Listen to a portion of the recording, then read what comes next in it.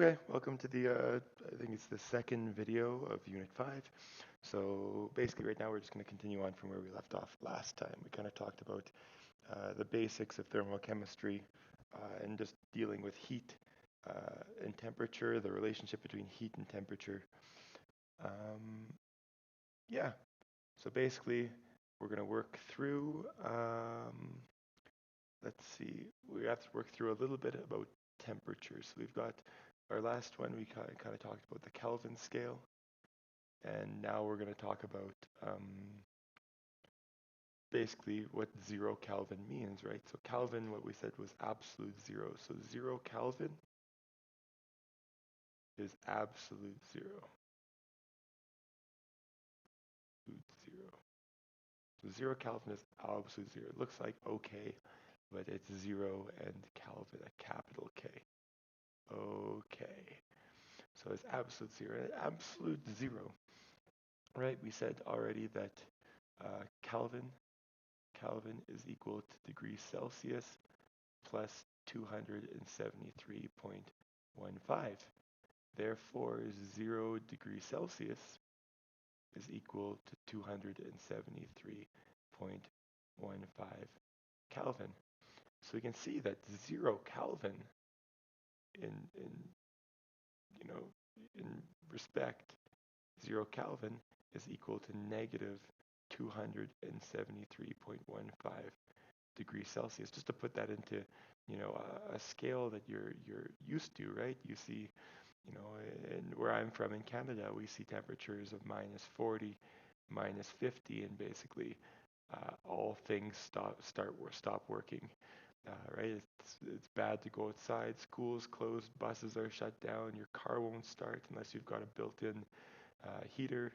So basically, negative 273 degrees Celsius, that is a very, very, very cold temperature. So basically with 0 Kelvin, it's at 0 Kelvin, at absolute zero, basically all, or almost all, I should have written almost before. So I'm just going to write that with a little star here. Almost all motion in a system stops. So if you can imagine, right, water freezes at zero, so we've already stopped a lot of the kinetic motion of the system. We keep going lower and lower and lower, and like we said, in a solid, we've only got one type of movement. We've got, this solid here. We've only got one type of movement. We've got that vibrational movement in the lattice structure. So we've got some sort of vibrational movement, but no actual kinetic movement. So basically, as we cool down this solid, as we decrease the temperature more and more and more, even this vibrational movement is slowing and slowing and slowing and slowing until it's near zero. So that's why I said almost all motion in the system stops, because even at 0 Kelvin, and we're not going to go into this too much, but even at 0 Kelvin, there is a very limited vibrational movement.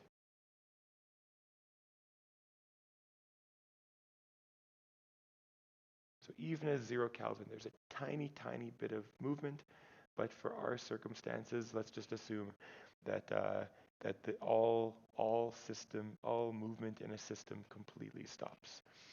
So then we're going to talk about, so all motion in the system stops, and let's continue down right here. And this is a word that just the HL students will need to learn. So if you're SL and watching this video, don't worry about this. So entropy, which is basically a measure of the disorder, and you guys will learn this in Unit 15, don't worry. This is just kind of an issue. It's the disorder of the system reaches a minimum. So hopefully this makes a little bit of sense, right? If we go just our phase transitions, we go from gas to liquid to a solid, the disorder, the system is becoming more ordered. We've got, I'll pretend this is a cap. We've got the gas molecules flying around at extremely fast speeds, banging into the walls, bouncing off of each other. So that's very disordered. There's no order in this. As soon as we get to liquid phase, all of a sudden, the molecules are touching, but there's no long range order. Molecules are touching, but they're still flowing past each other. They're still moving past each other in solution. A solid, right? We draw the solid like a set lattice structure. And all of a sudden we've got orders. The system's becoming more ordered the colder and the colder and colder we get. So that's when we even stop that vibrational movement. When we've gotten to the limit, the smallest limit of vibrational movement, the system is at its most ordered, because even a solid that's, water at, -1 degree Celsius, it's still got a fair amount of vibrational movement in the structure. So that's, that vibrational movement is a measure of how disordered or the system not being fully ordered. When you cool it down, then they're just locked. There's no vibrational movement. This is the system. This is the set system, and there's nothing else we can do about it. So that's basically what I wanted to cover with Kelvin. So basically, the rule that you guys will need to learn is that as we increase the temperature or increase the heat that we apply to the system, what this does is this increases the kinetic energy of the system. So there's all of the molecules, right? Even if we just have vibrational movement, bigger vibrations will cause a greater momentary kinetic energy in the system. If he flings to the left and flings to the right, we're increasing the energy of the system. So okay, I'm going to start from right up here, and we're going to keep going because we've got a few more things to do. We need to define what is a system, what are the surroundings, and then work from there. So I'll just take this off. Hopefully you paused the video if you needed that. So what we're going to cover is we're going to cover the system versus surroundings. So I can't really see, just by myself, I can't really see a lot of questions coming up about this, the system versus the surroundings. Basically what the system is, the system is all of the reactants, all of the products, and the solvents that participate in the reaction. So the system is things that are part of the reaction, the reaction that we're doing. We've got the system, the reactants,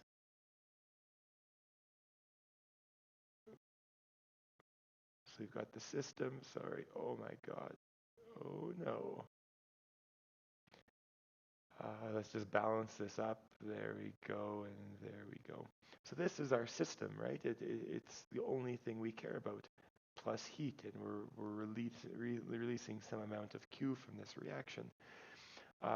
We don't care where this heat is going. We do care where this heat is going, because typically when we do a reaction like this, it's because we want to use this heat, or we want to use the pressure created by these gases in order to cause some sort of mechanical change.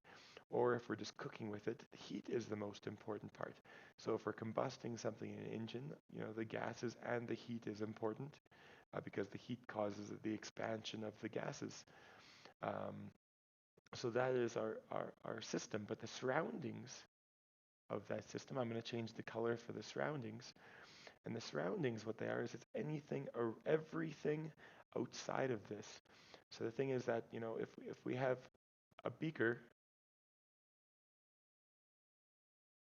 and we've got something like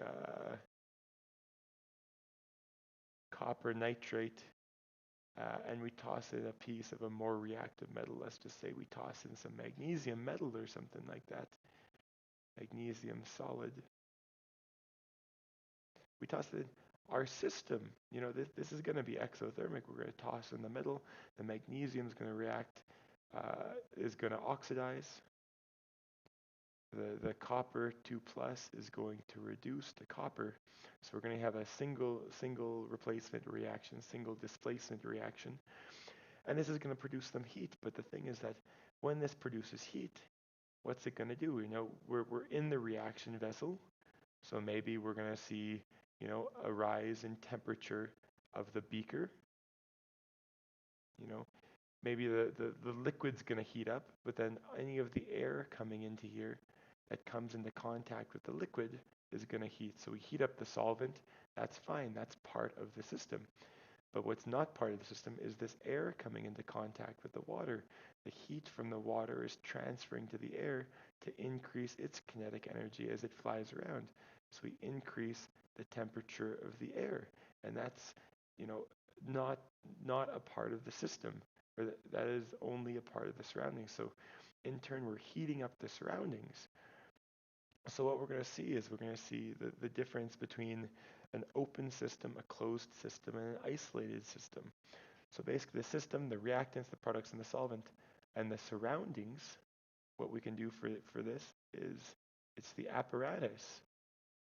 We don't want the apparatus to heat up. Like what use does it have that when we pick up this beaker afterwards, we go, wow, that's increased in temperature. There's no use for that.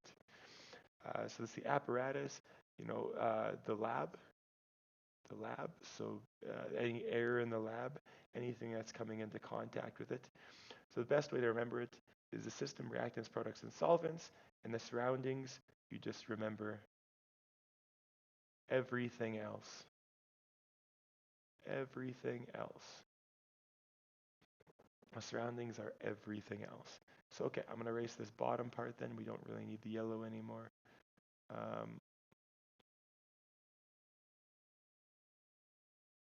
So hopefully if you have any questions, of course, you're welcome to ask them in the Discord or in the Google Classroom.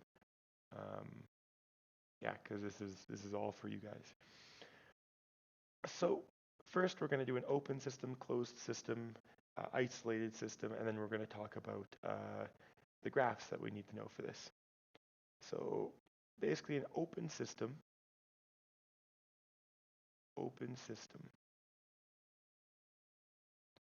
This system would be something like, I feel bad, but I always go back to my calcium carbonate.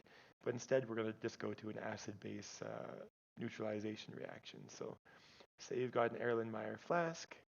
We don't have any cork on the top of it. So no cork on the top of it. And we're going to react HCl, and let's react some sodium hydroxide. So it's a neutralization reaction, and a neutralization is exothermic. So if you imagine, we have not dilute but not concentrated. Let's just imagine we've got some 6 molar hydrochloric acid and 6 molar sodium hydroxide. We mix them together, in this strong acid, right? We can have sodium hydroxide pellets, but this acid comes concentrated in solution. So we're going to have some water. We're going to have some H2O. If we mix these together, what we're going to see is we're going to see an increase in temperature. An increase in temperature is going to cause, sorry, I shouldn't have that.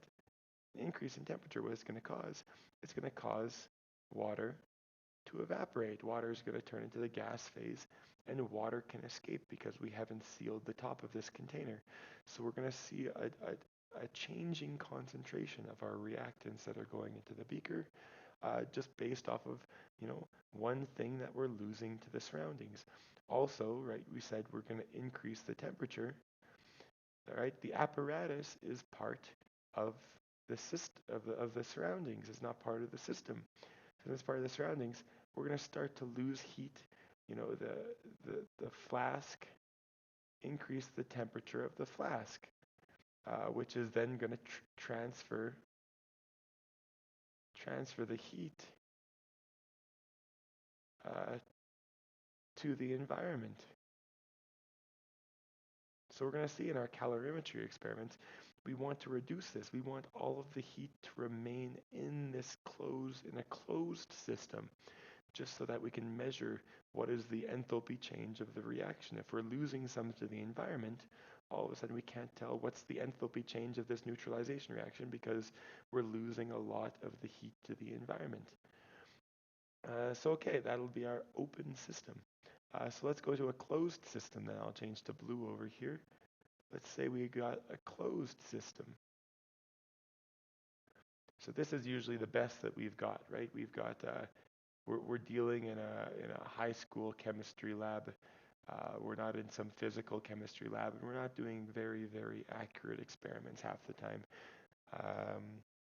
Or we're doing pretty accurate experiments, but if we're trying to do a standard experiment for which every experiment around the world is going to be considered, then of course our experiments are not up to par. It's not up to exactly what we need to create a standard.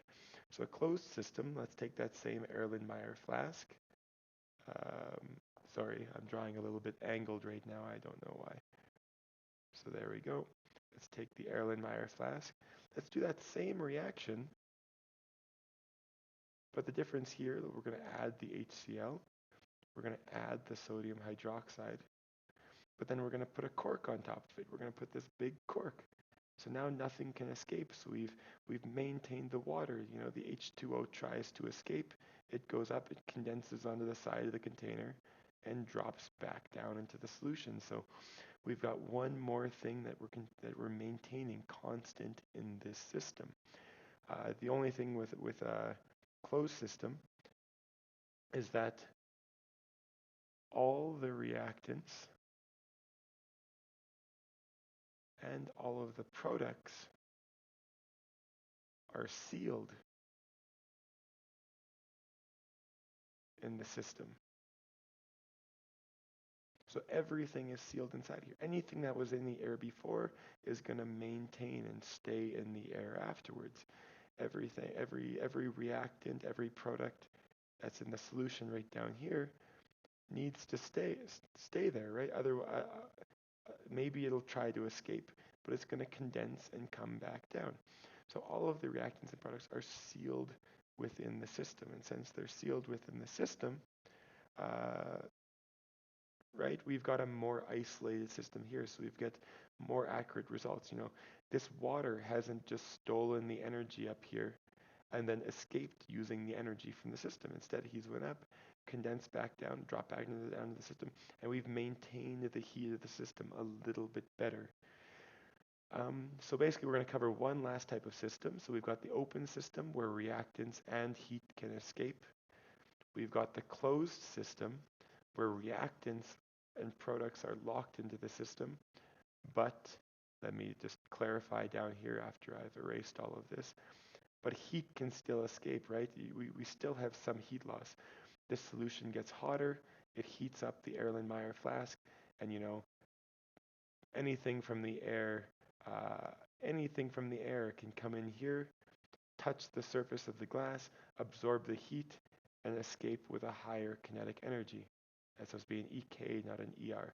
Escape with a higher. So it's taken energy from the system. So we've lost some of the heat of this reaction. So if we were trying to, quantify how much heat does this reaction produce, this will be a more accurate system than an open system, but it's still a rather inaccurate system. And finally, what we're going to see, and what you should see sometimes maybe in a university lab if you guys go into physical chemistry, is an isolated system. So in an isolated system, what this means is that I'll define it first because it's harder to draw, is all of the products and reactants are kept locked into the system, so it's a sealed system, and also it is heavily insulated. So it's a heavily insulated system so that no heat transfer can occur. So an isolated system would be, if you imagine, you've got the same Erlenmeyer flask. This is going to be a semi-isolated system We've got the cork on the top of it to keep all the reactants and the products inside. But then we've insulated it too, right? We've put a bunch of stuff around the outside, the best insulating material we can possibly get. We've put that around the outside to try to make sure that all of that heat is contained in. And we've got the thermometer at the top. And then we can accurately measure the change in heat of the system. We relate it to the amount of volume of solution we've got in here, the specific heat capacities of whatever solution is formed in here, which in IB we basically just we typically assume it's the heat capacity of H2O of liquid, which we're going to cover later on. But that's even not a good assumption to make if we're doing very analytical chemistry. So in our case, right, you don't make this assumption when you're in an isolated, when you're spending the money and the time to create a very, isolated system. You're not going to assume that only H2O. We're actually going to calculate what is the specific heat capacity of this system first, and then we're going to perform the reaction isolated system to figure out how much heat is produced by converting this heat to temperature using basically a temperature gauge or an electronic temperature gauge. Okay, so the important takeaways from this lesson are open system, closed system, and an isolated system, what the weaknesses are of each of them, and basically the definition of a system and the surroundings. So we're going to do one last thing down here at the bottom, and it's going to be hopefully a quick review from IGCSE. If you didn't do that, no worries. It's a pretty easy part. Actually, yeah, never mind. We'll do it in this video because I just said we'll do it, and I can't go back now. So, okay, the last thing we're going to do, and this is something that we've seen a lot at IGCSE. So we need to know that energy is required to break bonds. So breaking bonds, so breaking bads, breaking bonds, I'll get better at writing eventually, not like a child. Breaking bonds is therefore endothermic. Endo meaning absorbed to the inside, and thermic, heat basically. We're absorbing heat to break the bonds.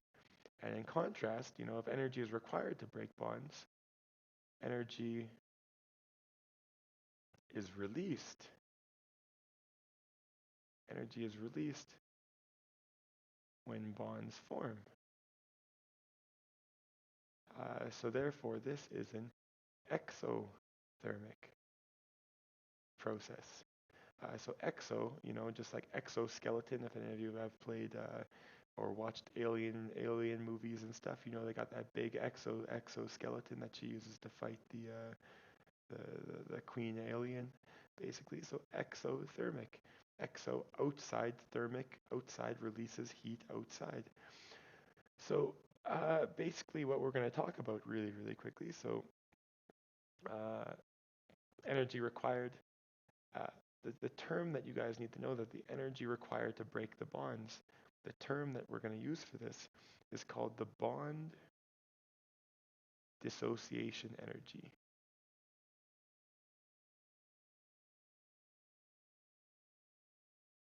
So it's basically how much energy we need in order to break these bonds, in order to make this stable, the system reactive. So the bond dissociation energy, I like to imagine it's like the activation energy of your system. So I'm going to draw some graphs right up here to the top.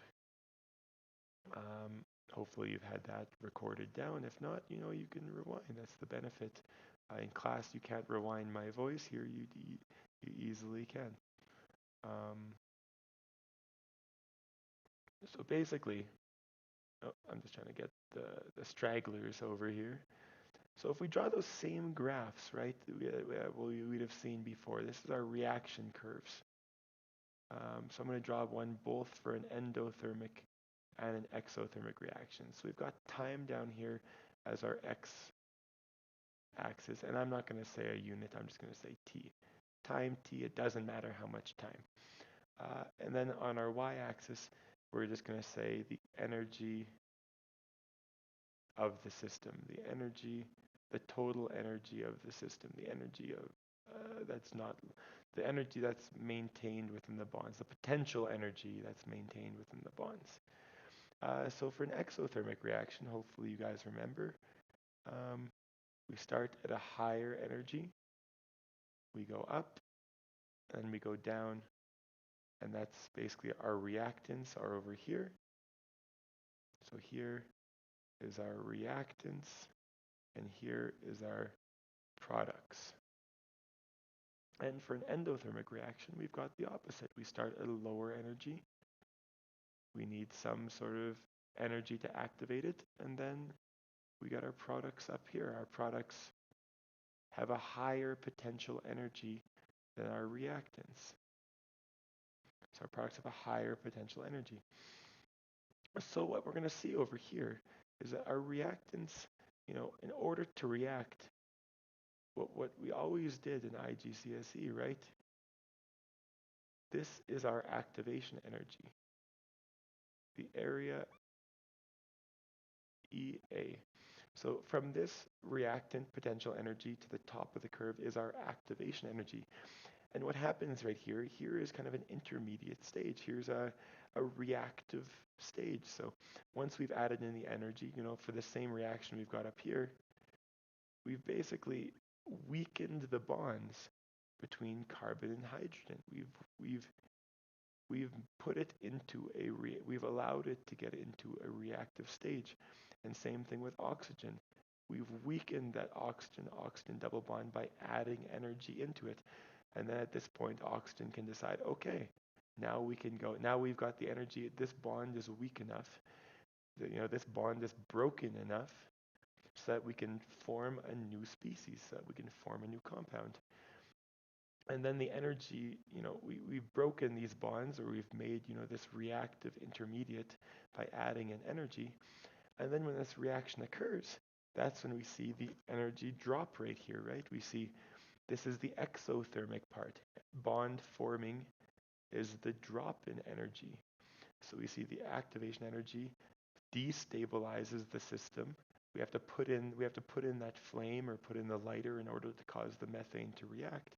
But then once it's in its reactive phase, it's quick to drop down and get into a more stable state. So now the potential energy of the system has dropped.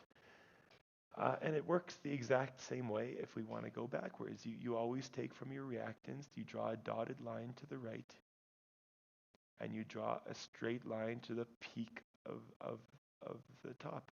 And this is our new activation energy. So you can say we've got a small activation energy and a huge drop. Now we've got a huge activation energy and a small drop from up here. So a huge activation energy and a small drop. So this is what tells you that it's endothermic. It absorbs this much energy.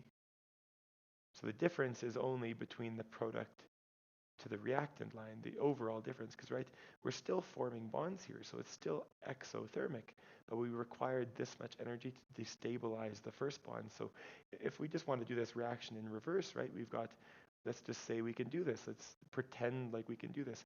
We just heat up carbon dioxide, and at some point, it just breaks apart back into methane and back into oxygen. So we heat up the carbon dioxide and the water, and it just magically turns back into methane and oxygen. So this is as if we're pretending this reaction is reversible. It's not going to happen exactly this way in the reversible reaction. We need something to reduce this carbon dioxide. But what we see is that, right, if we are heating this up, the same thing's going to happen. We're going to form a reactive intermediate. We're going to form, we're going to destabilize these carbon-oxygen bonds. They're not going to be set strong bonds anymore. And we're going to destabilize the oxygen-hydrogen bonds. So I didn't draw those destabilized, so I'll just draw them dotted and dotted. So we've destabilized them both so that we can form new bonds. Now these hydrogens can come in and attack the carbon, and the oxygens can bond together and leave as oxygen. That's if this reaction were to happen. But it always happens in this way. We've always got the activation energy, which causes this reactive intermediate, and then we've got the product, which basically forms the new product and it releases energy. So every time you form a bond, no matter what, if it's endothermic or exothermic, anytime you form a bond, energy is released. Energy is released. So anytime you form a bond, energy is released. Anytime you break a bond, no matter what bond you're breaking, even if you're breaking intermolecular forces, it is an endothermic process. So hopefully this video helps you guys to kind of understand the three different systems. Basically this graph that we need to know, and this graph that we need to know, and being able to label the different parts. EA, the energy released, the overall energy absorbed by the system. So this is our delta H, which is positive, and this right here, from here down to our product lines, is our delta H, which in this case is negative. So this is an exothermic reaction, endothermic reaction. So hopefully that helps. Like I said, if you have any questions at all, just send me a message. I'll get back to you. Don't worry. See you in the next video.